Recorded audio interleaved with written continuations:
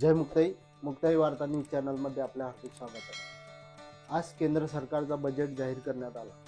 केंद्रीय अर्थमंत्री यांनी हा बजेट जाहीर केला. 4 स्तंभातील हा बजेट असल्याचं पंतप्रधान नरेंद्र मोदी यांनी म्हटलं आहे. नाशिक येथील प्रसिद्ध शेअर बाजार विश्लेषक विश्वनाथजी बोदडे यांनी त्यांनी मुक्ताई वार्ताला या संदर्भातील त्यांचं मत व्हिडिओद्वारे कळविले आहे. मी ते आपल्यापर्यंत घेऊन येत आहे. कृपया पहा ते काय म्हणा. आज सकाळी भारताच्या संसदेमध्ये भारताच्या अर्थमंत्री माननीय सौ निर्मला सीतारामजी यांनी केंद्रीय अर्थसंकल्प सादर केला. या अर्थसंकल्पामध्ये भारताची दशा दिशा व पुढील आशा 2047 मध्ये भारत हा विकसित राष्ट्र होईल याची पायाघडण जडणघडण कशी असेल याचंच एक अनुरूप प्रेझेंटेशन या बजेटमध्ये दिसलं. सबका साथ सबका विकास सबका विश्वास, जय जवान जय किसान जय अनुसंधान अशा विविध सम्मेल घातलेल्या शब्दांनी हा बजेट सादर करण्यात आला. या बजेटमध्ये मी सकाळी सांगितल्याप्रमाणे बरेचसे पॉइंट कव्हर केलेले आहेत. त्यामुळे या बजेटमधून जनतेला, उद्योगाला, विविध क्षेत्रांना काय काय मिळणार आहे हे मी थोडक्यात तुम्हाला सांगणार आहे. कृषी असेल, डिफेन्स असेल, ग्रीन एनर्जी असेल, सोलार असेल, एज्युकेशन असेल, इन्फ्रास्ट्रक्चर असेल, पर्यटन क्षेत्र असेल, शहरी ग्रामीण विकास असेल, युवा शक्ती, नारी शक्ती, मत्स्य उद्योग अशा विविध प्रकारच्या योजनांची घोषणा ह्या बजेटमध्ये करण्यात आली.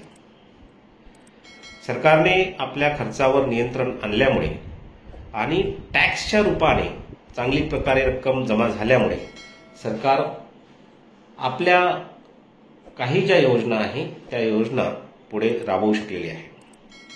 मुख्यत्वे सरकारने काय केलेलं आहे, या बजेटच्या माध्यमातून पर्यटन क्षेत्रामध्ये विदेशी गुंतवणूक कशी येईल याला चालना देण्याचा प्रयत्न केलेला आहे. 75,000 करोड विना व्याजाचं लोन या क्षेत्रासाठी देणार आहे. इन्फ्रास्ट्रक्चर यासाठी 11% जास्त खर्च करण्यात येणार आहे.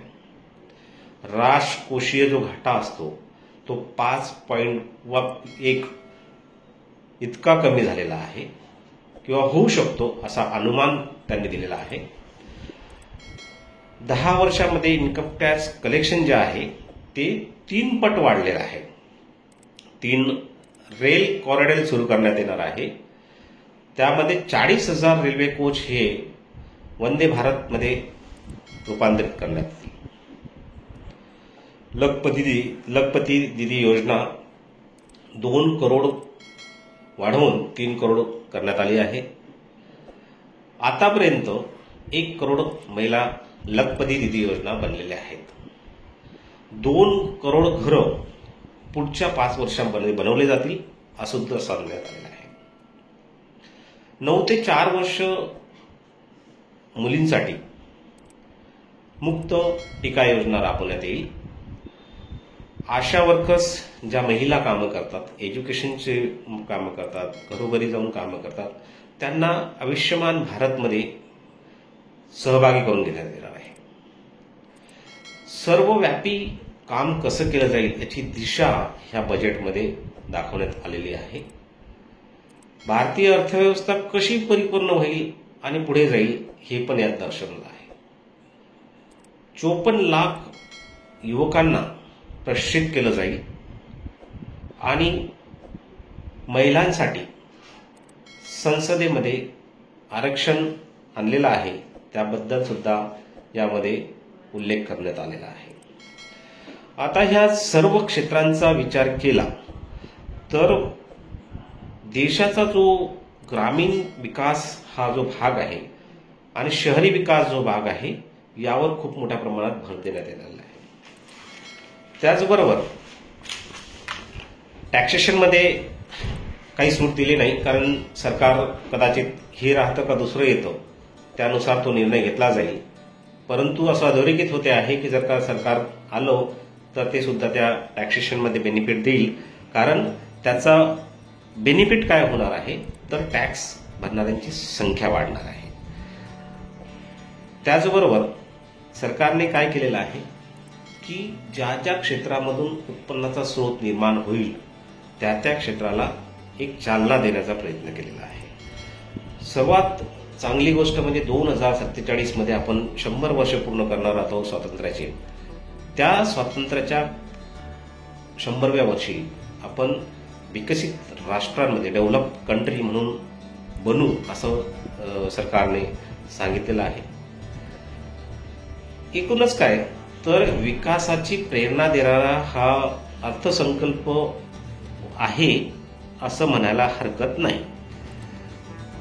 पर्यटनाला, रेल्वेला, विमानसेवेला, विविध क्षेत्रांमध्ये डेव्हलपमेंटला खूप चांगल्या प्रकारे भरघोस असं उल्लेख करण्यात आलेला आहे. एज्युकेशनवर चांगला भर देण्यात आलेला आहे. नवीन नवीन इन्स्टिट्यूशन काढल्या जातील असं भर देण्यात आलेला आहे. एकूणच काय तर सरकार देशासाठी काय करू शकते याचं प्रेझेंटेशन प्रॉपर वेमध्ये निर्मला सीतारामजींनी संसदेमध्ये मांडलं. खूप छोट्या टाइमासाठी हा बजेट होता आणि ह्या बजेटच्या माध्यमातून जनतेला काय पोहोचणार आहे त्याचं परिपाक दाखवला गेला आहे. मी सकाळी उल्लेख केला होता बऱ्याच इंडस्ट्रीचा की कोणाला काय अलोकेशन होऊ शकतो. त्या पद्धतीने बऱ्याच गोष्टी तिथे त्यामध्ये आलेल्या दिसल्या आहे. So I think budget very good. ज्याला अर्थव्यवस्था समजते, आर्थिक व्यवहार समजतो, अर्थव्यवस्था अर्थ समजतो, एक मी आर्थिक क्षेत्रात काम करणारा व्यक्ती म्हणून हा बजेट खूपच चांगला आहे. फक्त एकच अपेक्षा आहे की ज्या ज्या घोषणा आहे जे जे बजेटमध्ये येणार आहे पुढे ते